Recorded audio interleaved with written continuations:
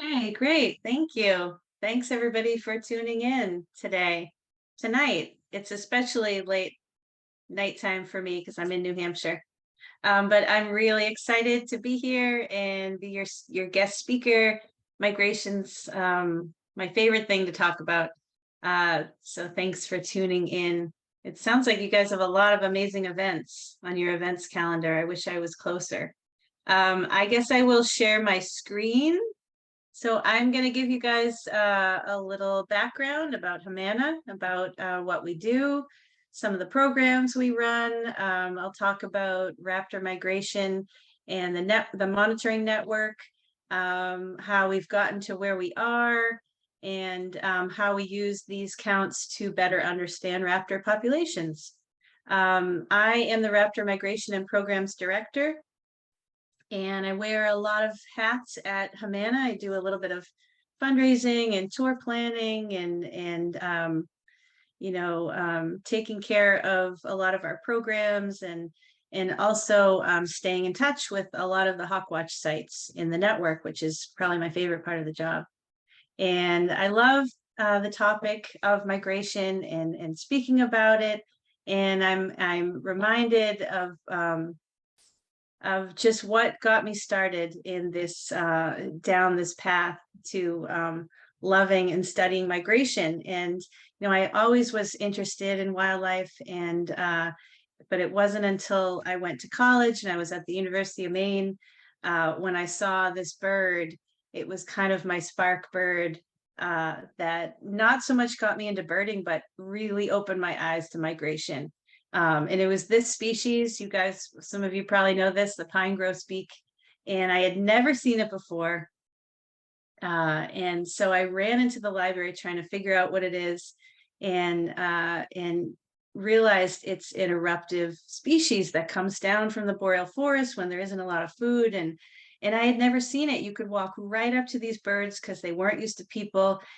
All their beaks, there was a big flock of them, and all their beaks were just covered in crabapple fruit. And I couldn't believe how beautiful these birds were. And the more I started to learn about eruptive species, the more questions I had. And I was hooked. I had so many questions about migration, why these birds were coming, where they were coming from. So that kind of started me down the road to studying migration. I've kind of been floating around the country and down through the tropics, working different bird jobs. And my first migration job was working on the Mississippi River. And that's when I really saw migration kind of up close for the first time. So just waves of bald eagles coming down, migrating south along the Mississippi River every day, and along with just waves of thousands of blue jays, hundreds of woodpeckers and tundra swans. And I was completely hooked, because for me, even still today, for me, there's nothing more exciting than seeing a bird on migration, and just wondering where it came from, how it got there, where it's going. It's just fascinating. So here I am now working for HMANA. I've been with the organization about 13 years. These are my kids hawk watching as well. I met my husband at a hawk watch, and he also does migration research. And it's been a wonderful organization to work for. They are founded in 1974, and we are kind of a support organization for the migration monitoring network. So we promote education and conservation of migratory raptors, and we archive migration count data in our online repository hawkcount.org. So in case anybody's not too familiar with migration monitoring, it's basically counting migrating raptors in a standardized way from the same location during the spring or during the fall months. Some sites count both seasons and some just spring or fall, year after year. So HMANA has come up with a standardized protocol and data sheets, and we encourage sites to use them. So people set up hawk watches. They can set them up anywhere. and they collect data. They send data to us, and we store it and manage it. So these the sites that are all across North America monitoring raptors are not they're not exactly managed by HMANA. They're all independently run in one way or another, and we're kind of the support organization that offers support to them. We don't have a physical location. We are kind of spread out across the continent. We have about 15 board members, very active board members that kind of manage these various committees. So as you can see, our board is very busy, and I'm currently the only employee of HMANA. So this slide kind of shows where sites are in the raptor migration monitoring network. There's a few more in South America now, but this is more or less up to date. And you can see a lot of hawkwatch sites along the Appalachians and in the Northeast, around the Great Lakes. We definitely need more monitoring in the middle of the country there. There's definitely raptors migrating, but not as many people or bird watchers, I should say, in the middle of the country there. Only a few in California for such a big state, so you guys have some work to do there. But there are over 480 sites that we have in our database, but about 200 of those are active this year or in the last few years. And it's pretty impressive that the majority of them are volunteer based. So really just loose groups of people who like going out and looking at hawks and counting them. And some of the project histories go back quite a ways. The majority being, in the 3 to 10 to 20 year range. But some sites have been counting and monitoring raptors consistently for over 50 years, which is really impressive. All the sites in the network are a little bit different. They vary greatly. The majority of them, as I said, are volunteer run, but some are run by nonprofits. Some of them have, paid counters, paid educators, are run by Audubon chapters or bird clubs. And Hawkwatch International is another nonprofit that you may be familiar with. They do a lot of raptor research, and they manage some hawkwatch sites, I think 8 currently throughout the West, and they also report their data to HMANA. So, what makes a good hawkwatch, there's a lot of different things that can make a good hawkwatch, but any sort north to south running topographic feature. So mountaintops make really good hawkwatches if you have a good view to the south for the spring or a good view to the north for the winter. River valleys, coastlines, raptors are obviously moving over a pretty broad front, but areas that concentrate them are great for watching migration. And Great Lakes, a lot of raptors won't want to cross big bodies of water, so Great Lakes do a good job at concentrating them, especially for northbound raptors heading north in the spring. And some sites are more data oriented and are interested in contributing long-term data, while other sites might just be, more interested in education. And maybe an elementary school that's only out, a few days every fall. We still support those kinds of sites. So they all kind of have different goals in mind. But there is definitely a lot of camaraderie in hawk watching. They're, often very hardy people. You never know what is going to appear out on the horizon. And so there's kind of an addictive nature to it for anyone on this joining tonight who's done some hawk watching. It's most definitely addictive when you're always waiting for that next bird and excited by what it could be. There's a lot of time to sit and talk about birds, speculate on what you might see, talk about weather patterns and all the big days you may have had. And I've really found most hawk watches to be really open and welcoming and inclusive. That's always what we're encouraging at HMANA, and we want everybody to feel welcome. This silly picture, it cracks me up because you see all kinds of things, watches, but I don't know if this was during the COVID era. I don't know if this is a COVID precaution or just keeping out of the rain, but it makes me laugh. And this is at my home hawkwatch here in New Hampshire, where I am. I help run the HMANA Raptor Observatory and count there in the fall. And this is kind of a typical scene, people just sitting around in complete dense fog, just waiting for that fog to lift. So hawk watchers are a funny bunch. If you do wait out the fog, you can be paid off with a view like this. This is the view looking north from our hawk watch. It's at about 2,300 feet. So we're looking out at the White Mountains of New Hampshire. You can see the whole skyline of Vermont to the west. You can see a little bit into Maine, and you can see the whole Boston skyline from looking from the south side of the mountains. So it's pretty great.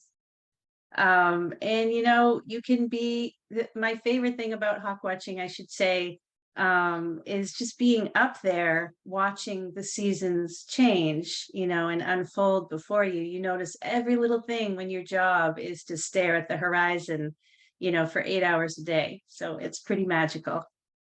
You can be, rewarded with views like this, not in New Hampshire. These are Mississippi kites. So this was a photo taken in Costa Rica. But migration is absolutely magical. This view might be familiar to some of you. This is the most famous hawk watch in North America. This is Hawk Mountain in Pennsylvania. And this was the first ever bird sanctuary for birds of prey. And people have really known for years that migration monitoring is an important way to track raptor populations. And this was the world's first refuge. So following years of slaughter and all the mass shooting of raptors, mostly in the 1920s, this is where the history of modern hawk watching started. And it was initiated by Maurice Bruin in 1934. So he was the first season-long migration counter that fall. And then the next year, I believe, Wagner's Gap nearby started in 1935. And that's really the first. From there, we had this site here in West Virginia in 1952, which I just got to visit this past fall for the first time. That was an amazing view, literally hanging right over this cliff, this little fire tower. Mount Peter in New York started in the late 50s. And then hawk watching was starting to catch on by the mid 60s. This is up in Hawk Ridge, Minnesota, where the Hawk Ridge Bird Observatory is now. And then Cape May started in 1976, and really by the mid 1970s, hawk watching was becoming really popular. People were exploring new potential sites. Some were only active for a season or two. That's why we have so much data. And hawk watching really exploded, especially in the Northeast. So in 1971, a group of hawk enthusiasts from Connecticut started the New England Hawk Watch group, and they started organized weekend counts. And many of those people were actually instrumental in the formation of HMANA in '74. So they would record their data on green sheets, which is what HMANA created, and they'd submit their data, and then they'd wait for a report at the end of the year, long before, of course, the internet. So the 70s were really big. Golden Gate Raptor Observatory, that started in the mid 80s, a little closer to your neck of the woods out there. And then Veracruz, Mexico, this was mid-90s. So this is a very important monitoring site, one of the largest migration counts in the world. And they average between 2 and 3 million raptors just each fall. And for some species like broadwing hawk or Swainson's hawk, you're almost getting the whole world population of these species fly over this site, squeezed right along the coast and the Gulf of Mexico there. So it's a really important hawk watch. And then many others throughout Central America started kind of in the early 2000s. And most recently, we have a few in the last couple of years in Colombia and Venezuela too. So here is a picture of those old green sheets here on the right that I was talking about, and one of the first migration reports that came out in 1974. And then that all evolved to hawk count. So this is the database I was talking about.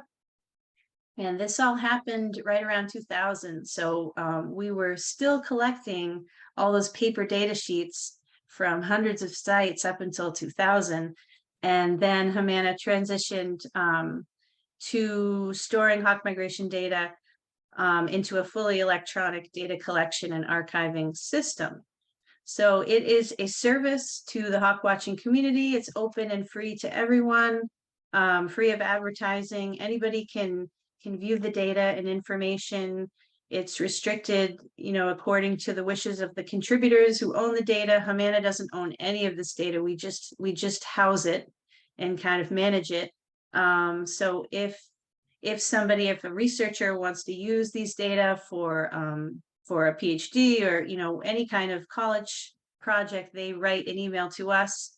I get permission from the Hawkwatch site that owns it, and then we can pass the data along. It's also been a real foundational piece in the Raptor Population Index project, which I'll touch on in a bit, and that is a collaborative endeavor aimed at producing regularly updated assessments of population trends and conservation status of North American migratory raptors. So looking closer at hawk count, you can jump in and find a hawk watch anywhere. There's not too many in California. The top 3 are active. I don't think Lagoon Valley or the Auburn area one have been collecting data in the last few years, but the top 3 are active. You can visit those. It's kind of a fun website. If you're a birder and you are on vacation and you want to check out a spot to hawk watch, you can jump onto hawk count, find a hawk watch. I'm just pulling up here Veracruz's down in Mexico, their summary for the month of November. So you can see just a breakdown of what they saw, our daily totals here. You can check out migration timing charts, their biggest days, their biggest hours. It's pretty neat. And what I like is all these site profiles for sites. You can go in and you can get a little feel for what the site is all about. You can read about the history, how long they've been counting, contact the site coordinator there, and find your way there with some directions. And hawk watching is it's such a wonderful way to connect people to the natural world. I mean, it's got to be one of the best. Everybody has raptor stories to share, and we see education just as important as the data collection, really. Just seeing the light in somebody's eyes when they see their first bald eagle ever, that's pretty magical. Or watching somebody when they see a kettle of broadwing hawks for the first time. It's an amazing thing. So we do a lot of education. We have a junior hawkwatcher program where hawkwatch sites can kind of adapt it to their site for young visitors that come. We have a grant right now where we're doing a lot of statewide raptor education in schools and around the state. And not having a headquarters, a home base, we can't do a lot of education that way. So we do a lot of virtual education. So we have a lot of DVDs, silhouette guides, reference guides, things to help people get started in hawk watching. We have a presentation series that we do monthly, and we offer a lot of tours and meetups. And speaking of tours, here's a beautiful great gray. We usually run about 2 tours a year, and they're usually migration themed. Big surprise there. So a lot of spring and fall trips to kind of highlight migration sites around the country and really around the world. But we also have a lot of like winter getaways. So we go to, South Florida, or Arizona, Texas, Costa Rica, places where there's great birding. So they're not solely hawk watching, but just kind of a mix of birding and general culture, natural history. This past year, we had 3 tours. We finally made it over to the Strait of Gibraltar to see this amazing northbound migration in the spring, coming back from Africa. We had a hawk watching and photographers tour to Duluth to see some of the northern specialties there in spring. And then we had this past fall, we went to Veracruz. We try and do that every couple of years to see the big peak migration of Swainsons and broadwings and turkey vultures. Sometimes they have a 200,000 or 300,000 bird day, which is pretty spectacular. And that's my husband there in the white shirt. He's the chair of HMANA's tour committee, and he ends up leading a lot of these trips when I'm home watching the kids. No, I get to do some of them too. So looking on the horizon, we have a couple tours for this year. Our meetups are just kind of 1 or 2 day events, and that's a chance for HMANA members or any raptor enthusiasts really to just meet up at a hawk watch and chat. We usually share a meal, and people kind of get their own accommodations and get themselves there. Belize will be later this November, and that's more of like I think an 8 or 9 day tour. So that's what's on the horizon. We're also going to be planning Costa Rica, kind of a big golden eagle tour up in Montana, and we'll make it up to northern Minnesota next year again. So all of these, you will be able to find information on our website, HMANA.org. We just haven't updated it yet, but in the next week or so, we'll have it, more information. International Hawk Migration Week is something we created years ago in order to kind of shine a light on all the great work that all the people in the raptor migration network are doing. So whether they're banding or educating or counting hawks tirelessly, we wanted to just highlight that. So it's not a fundraiser or anything. We get banners for sites. We have about 50 or so sites out across the continent, and we help sites kind of promote their events, whether they're having festivals or workshops, any kind of gatherings. And it's just a chance to highlight all the great work they're doing. It's also a great opportunity to reach out and introduce a lot of education with kids. This is our annual hawk release day at our hawk watch in New Hampshire here, where we partner with a local rehabilitator. And if she has any birds to release, we usually choose this day to do it, which is pretty neat. Our Winter Raptor Survey program is happening now. This is something we do in between migration seasons to kind of keep an eye on wintering populations of raptors and figure out where these concentrations are. So like our hawk count database, we also have a Winter Raptor Survey database, and we're always looking for new routes. This is something you come up with yourself. It's a driving survey, so you can stay in your car and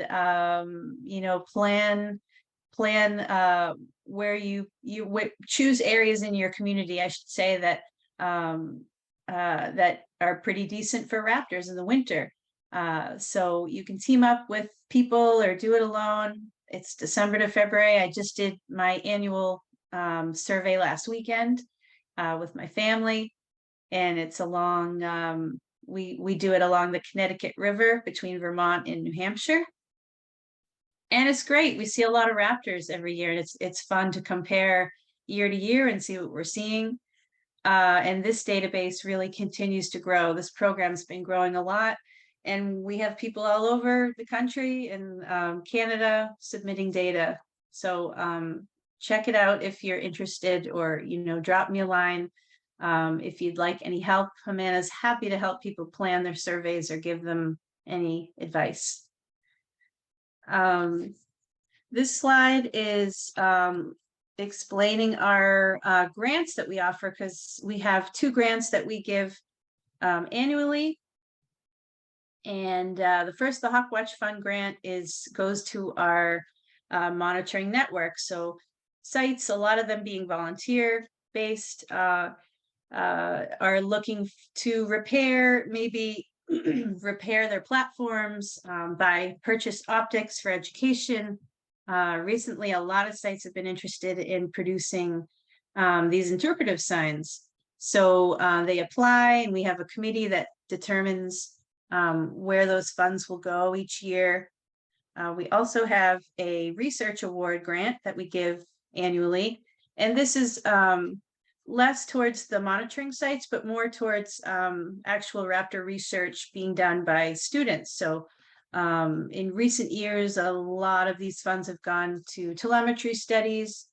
Telemetry is something HMANA doesn't really do. We just do the migration monitoring at sites, but we have funded a lot of projects. And migration telemetry technology blows my mind, what we're able to do. And this is one study that we funded this past year. I don't know if anybody is familiar with Hawk Mountain's broadwing hawk study, but it's really amazing. This is the first time they've put transmitters on broadwings, and they're doing this on birds in Ontario, here in New Hampshire, Connecticut, and then all around Pennsylvania. And this HMANA grant paid for a transmitter for one of the New Hampshire birds. My husband, who works at the Harris Center for conservation education, they are kind of in charge of the broadwing hawk project in New Hampshire here. So I've gotten to help out with putting transmitters on birds, and they've gotten some phenomenal information. Not just when these birds are leaving and the migration routes they're taking, south and north again in the spring, but where they're spending their time in the winter. And I think New Hampshire birds have been overwintering in Brazil and Colombia so far. So that's pretty amazing information. We know the bulk of broadwing hawks are ending up in South America. And we really had no idea where they were ending up. So if you haven't checked out this project, you can see all these, you can read about the birds, how long they've been being tracked. Go to hawkmountain.org and you can see a lot more there. Our spring Raptorathon, you're probably familiar with a birdathon in general, and that's very similar. We have a spring Raptorathon. And this has been a great fundraiser for HMANA and for Hawkwatch sites.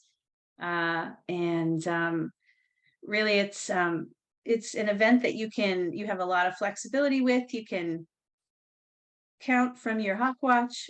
You can count from your backyard, or do a survey by car. You just choose 24 hours, try to find some sponsors or donors to support you. And then 50% of whatever you raise goes to your local Hawkwatch, your favorite Hawkwatch. It could go to your Audubon chapter here in Fresno, your favorite conservation organization, and then 50% goes to fund HMANA programs. So it's pretty great. It's definitely the most fun way that I raise money all year. And then of all the money that comes back to HMANA, about 25% of that goes to fund our grants each year. So it's pretty neat. So if anybody has any interest in Raptor-thon, let me know. And Raptor road trips are the highlight of my year. I spend a lot of time at my computer normally. You know, I used to be a field biologist and climbing into eagle nests and traveling, migrating around the country. And now these days I find myself a lot behind my computer when it's not hawk watching season. And I'm loving these relationships I'm building with all these hawk watchers that are in this vast network, but I don't often get to meet them and see them. So this is my favorite part about my job, is getting out in the spring and the fall and just connecting with hawk watchers as much as possible. So it's been really fun. This past fall, I went to the Southern Appalachians, about 11 sites, I think, mostly all volunteer run. And it was just fun, so fun. I took my kids, my husband, and we made a whole week of it, camps, and learned so much about all these incredible sites. And wow, I'm so impressed with the dedication by these hawk watchers. Some of them have been counting for 20, 30 years or more, and they're still loving it every single day.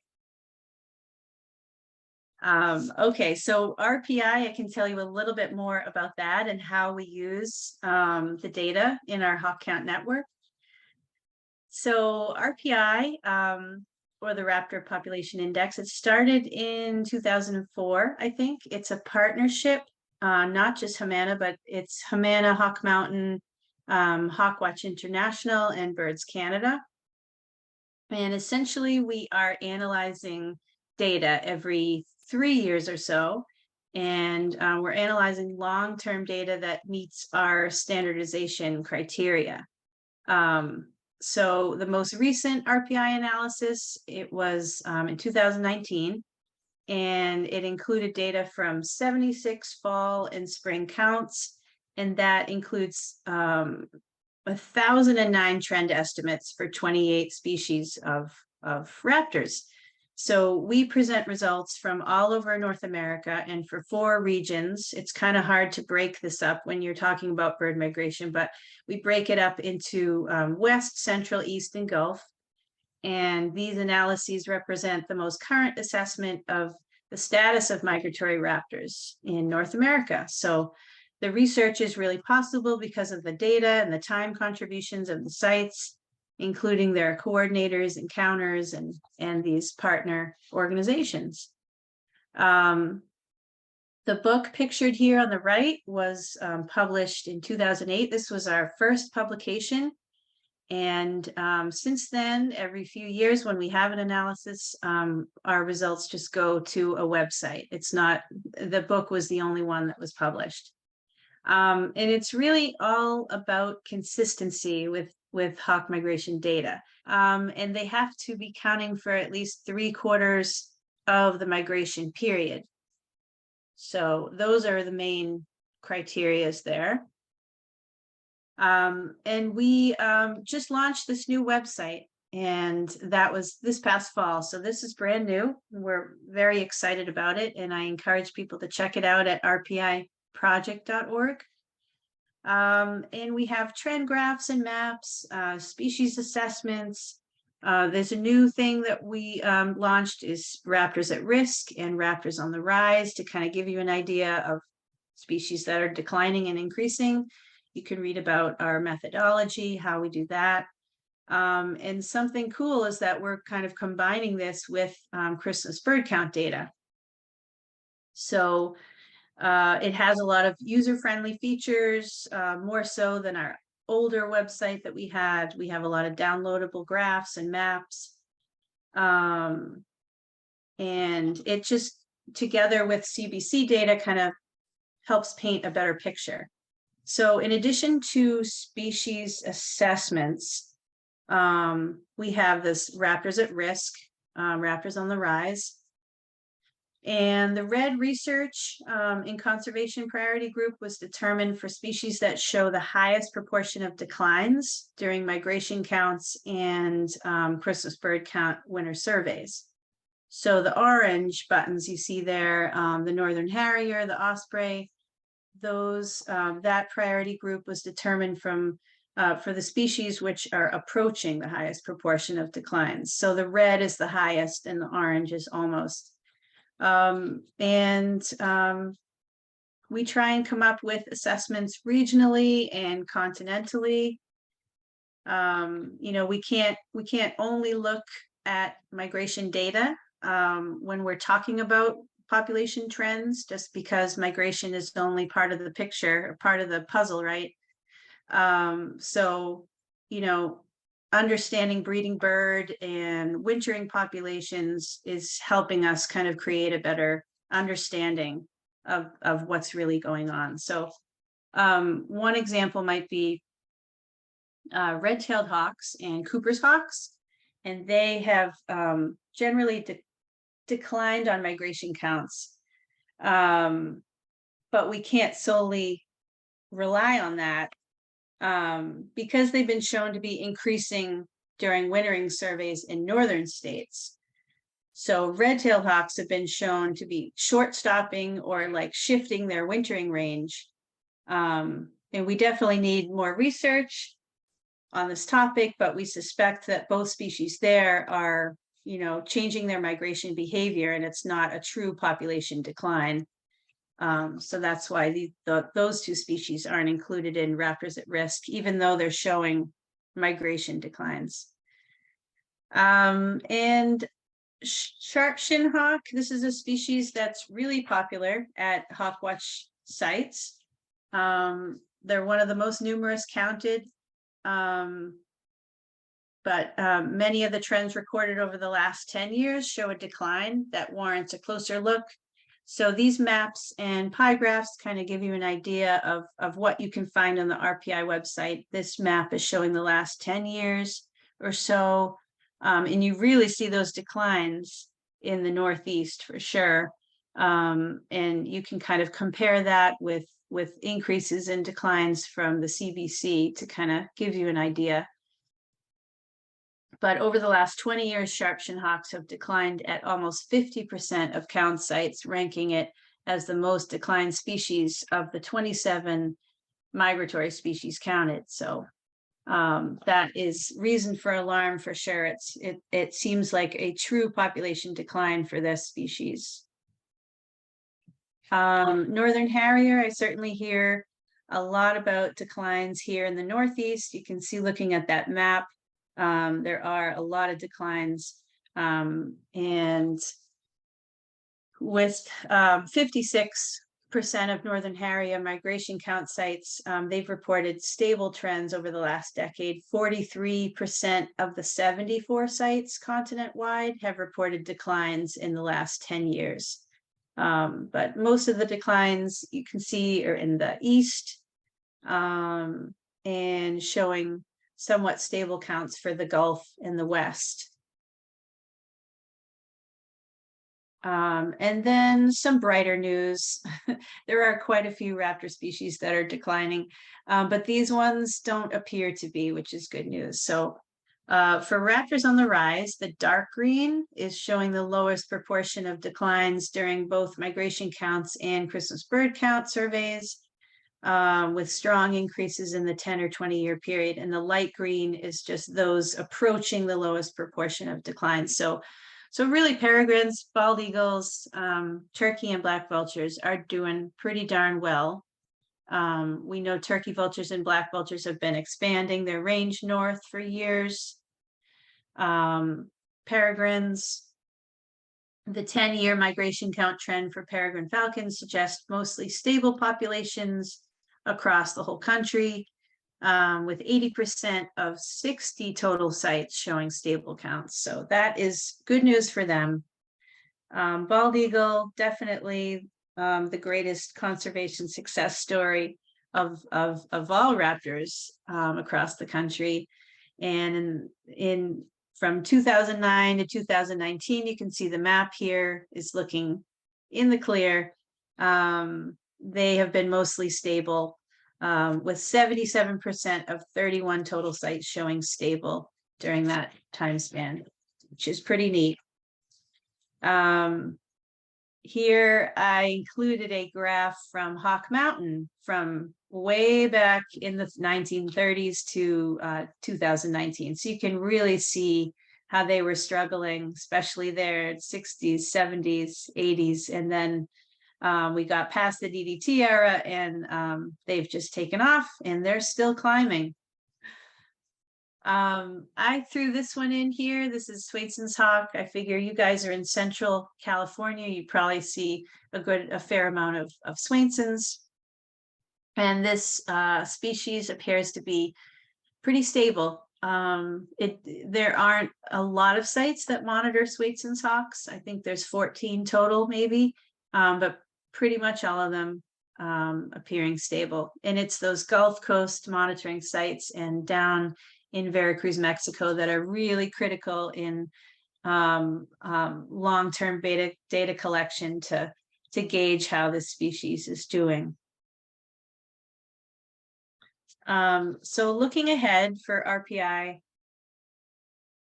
we have another analysis coming up this year. I have to switch gears pretty soon in my work, in what I'm working on, and start getting all those data sets ready. Because as I said, you need 10 years of data in order for us to analyze it. So I have to go through all these sites on HawkCount and figure out which new sites are now eligible, which ones have standardized protocols, which ones, you know, they might be collecting data for 10 years, but do they, you know, do they count for at least 3/4 of their migration season, things like that. So I will be doing a lot of that. Our RPI committee is working on a couple publications right now, one on kestrels, which will be in the Journal of Raptor Research, another on kind of general trends, continental RPI trends. And like we, with this new website, we were trying to make the data more accessible and more user-friendly. And we are also trying to kind of get RPI into the right hands in the scientific community. You know, this partnership, we don't have any funding currently. So, you know, these organizations in this partnership, we kind of make this analysis happen when we can. And so one of the unfortunate things about that is that we don't spend a lot of time promoting it, unfortunately, you know, and there's been a lot of state of the birds reports coming out, and nobody's talking about raptors. So we have to do a better job as a partnership to get RPI into the state wildlife managers, people who are making decisions for wildlife. So that is a big goal.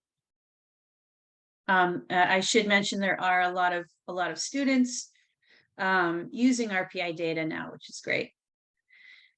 And looking back towards HMANA, if anybody's interested in our journal, it comes out twice a year, and it's full of, you know, upcoming tours, summaries from across the migration network, and just featuring some great raptor research.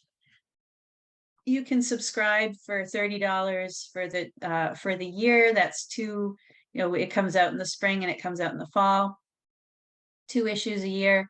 But you can also read it online for free anytime, and that's all at HMANA.org. And if you're feeling up to it, we'd love you to join our kettle. We have HMANA memberships available as well. We also have a lot of raptor themed merchandise. So hats and t-shirts and stickers and things, and lots of Hawk ID resources to help get you out hawk watching. And we're turning 50 next year. So we are going to have a giant party up in Duluth. You just got to really bring your winter gear with you, because it's going to be chilly, but I think it'll be worth it with rough-legged hawks and goshawks and all the other northern specialties. It'll be a party. In our lunch and learn, I didn't mention that yet, but we have a monthly presentation series that you're all welcome to join. It's free, it's on Zoom. We started it during the pandemic and we just kept it going. So we feature a different raptor researcher every month, and it's usually at noon, so it'd be a little earlier for you guys out west, but this month is snowy owls. JF Therrien is going to be speaking, and that should be great. He's a great speaker. And then next month, we're going to be hearing from Bill Clark, who's talking about worldwide raptor migration. So these I actually have to create registration for tomorrow. So if anyone's interested, shoot me an email or just check out our HMANA Facebook page in the next couple days. And I think that's all I have. I encourage everybody to check out HMANA.org, our hawk count. If anybody is interested in starting their own winter raptor survey or taking part in Raptorthon, or you just have a question about RPI, anything, reach out to me anytime. You can send me your email and sign up for our e-newsletter. We just send about one e-newsletter a month with HMANA news, upcoming tours. So it's, we'd love to have you. So thanks. Awesome. Well, thank you so much, Julie. That was a wonderful presentation. And I'm going to be reaching out to you sometime in the near future about the spring Raptorthon program, see if I might be able to get something organized for the Fresno area and surrounding areas. Excellent. So, awesome. Great. You'll be hearing from me soon. Good. I'm very, very intrigued by that. So if any of you have any questions for Julie, please go ahead and type them into the chat box, and I will be reading those off, and she can answer those as they come in. So yeah, now's the time. Definitely, if you have any questions, go ahead and throw those in there. So looks like we don't. I know it's. Oh, here we go. Here's something. Question or comment? Okay. Okay, this actually was a more specific question to me. Someone was asking if tomorrow's Audubon field trip has been canceled. Let me see if I can find out from the trip leader, who I think is on here. Okay, let me ask Larry Parmenter, if you're there, can you drop in the chat let me know whether or not tomorrow's been canceled? Yeah, Rachel, the trip, there was a mistake in the Audubon website, and it's been corrected. The trip is not tomorrow; it's on the 18th, a week from tomorrow. Oh, okay. Okay, well, awesome. Well, I apologize for that, and thank you for the clarification. Okay, so hopefully weather holds out and you guys can do that. Okay, awesome. Thank you, Larry. So yeah, I apologize for that. Okay, so I'm looking to see, we don't have any other questions just yet. Okay. Oh, here we go. Oh, here we go. Here's one. What characteristics do you look for in picking a good hawk watch spot? That's an excellent question. That is. We actually have a whole page about that on our website. I would say to just spend some time there and see what you're seeing. I love experimental hawk watching and just getting out and trying it in different spots. I've had north facing mountains that I thought would be perfect, and I've spent time up there and I don't really see a lot of hawks. So sometimes you can kind of look at maps and get an idea. First of all, decide whether you want to, focus on a fall hawk watch where you're going to be seeing birds coming mostly from the north, or if you want to focus on a spring hawk watch where you're going to need a good south view for the most part, depending on where you are. Not always south if you're depending, but yeah, I like to look at maps and just kind of see where maybe rivers are feeding in from. I mentioned any north to south running topographic feature, so a coastline, a river valley, a mountaintop. Coastlines are great for falcons like this Merlin here. you can often see a lot of falcons along the coast, a lot of osprey, and then different species the more further inland you are.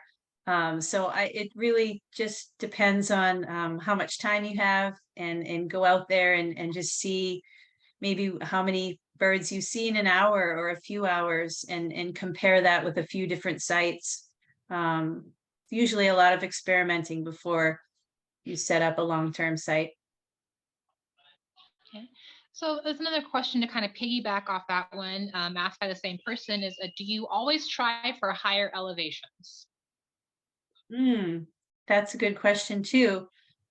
Not always, definitely not. I mean, it depends on how the wind is moving. Ridge lines can be great because raptors kind of like to use the updrafts off the river and get some free lift. But along the Great Lakes, it all has to do with wind and where those birds are coming from. So you could be right on the lake shore on a Great Lake. I have, where we are in New Hampshire, we're on a mountain that's about 2,300 feet. And then we have a mountain next to us that's about 1,000 feet higher. But it's kind of out in the middle of nowhere. It stands by itself. Therefore, if you were to try to hawk watch from up there, you wouldn't see much. It's not part of a ridge line. So you wouldn't see as much. So you want to kind of think topographically and not so much elevation. There's excellent hawk watches right at coast level, sea level, and then also up over 4,000 feet if they're part of the right features and the right north to south running ridge. So it's not always about elevation. You have to find that sweet spot. Okay, so we got another question here. This one is, does HMANA utilize hawk data that's collected at the different bird festivals held throughout the country, or just specifically through the hawk watches? Well, yeah, just specific hawk watches. I guess not. You mean like count what people have been counting at specific bird festivals during like one event? Is that what they're referring to? Yes. Yeah, we're more you can make a hawk watch anywhere. You can set up your own personal hawk watch in your backyard if you want to, and submit data to HMANA. But mostly we're looking at sites that are going to be monitored again and again. So it's not like eBird where you're reporting what you see on this day from this spot, and then from the park the next day, and then from wherever you have, we're looking for counts from that one location again and again and again. So it doesn't have to be a formal hawk watch that you are gonna, have a group of people at year after year. It can be your backyard. So it's totally up to you. But no, we haven't accepted data from just spots that may be collecting information from one day here and there. Awesome. Thank you, Julie. It doesn't look like we have any other questions at the moment. So I'm going to go ahead and give it a few moments for people to kind of chime in if they'd like. But I'm going to start kind of closing this down since we're getting a little close to 8 here. So yeah, thank you again, Julie, for the wonderful presentation. And thank you to everyone who attended. We certainly appreciate it. As always, if you're not already, please follow Fresno Audubon on social media. We are on Facebook and Instagram. That's a great way to stay in the loop and know about different upcoming events that we have. We also have the YouTube channel. That's a great place to go to check out general meeting presentations that you may have missed, or to recommend anyone to if they missed any general meeting presentations that you particularly enjoyed. So definitely check that out. We do hope that you'll join us for next month's general meeting, which is scheduled for February 14th. International birding guide Richard Cimino will be talking to us about a topic that is, to my knowledge, is yet undetermined. So stay tuned for an announcement and links to registration for that event. And let's see, looks like we have one more question or comment here, or two more rather. Okay, oh, here we go. We have two compliments here. So Judy says, thank you so much, great presentation. And the next comment is, thank you so much, Julie. I will now be checking out this data on hawks. Awesome. So yeah, so thank you Great. again, Julie, and thank you again, everyone who attended. We certainly appreciate it. Julia, you stay warm out there in the cold in New Hampshire, and everyone here in the central California area, stay safe during these crazy weather events, and have a great remainder of your week. Good night, everybody. All right. Good night. Thank you, Rachel. Thank you, Julie.